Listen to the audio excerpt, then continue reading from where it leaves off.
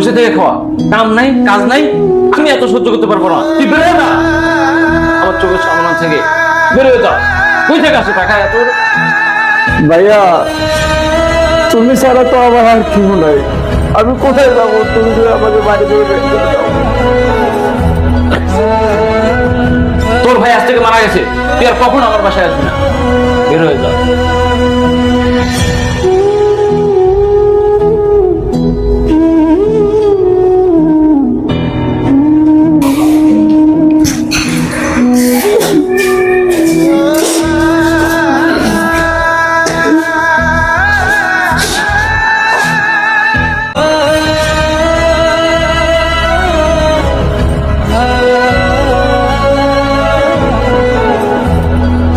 হ্যাঁ পারভেজ বল।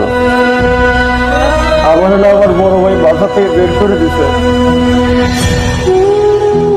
তোর কাছে কি করে একটা চাকরি হবে ভাই? দেখ না একটু ম্যানেজ করে, আমার চাকরিটা খুব প্রয়োজন ভাই। আরে ভাই আমি তো আছি এখন একটা বিপদে, তারপরে তুই বললি, আমি চেষ্টা করব, দেখা যাক কি করতে পারি।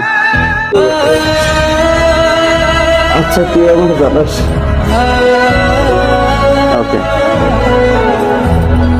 আরে কি বলবো আর, নিজের পরিবারই বের করে দে, আমি কি আর এটাই না বিপদে পড়বো নাকি? হ্যালো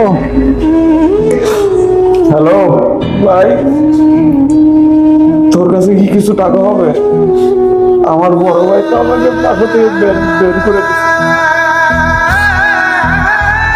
দেখ না ভাই, একটু টাকাটা খুব প্রয়োজন, আমি বেরোতে পারতেছি না, আমি কই যাবো বুঝতেছি না ভাই। দেখ না ভাই, এখন ভাই আমি কি করবো? আমার কাছে তো নাই, তুই কি দেখ আমাকে ম্যানেজ কর। আমার কাছে টাকা থাকলে তো আমি দিতাম, কিন্তু আমার কাছে তো নাই। আচ্ছা ঠিক আছে। নিজের ফ্যামিলি বের করে দিছে, আবার আমার থেকে টাকা চাই।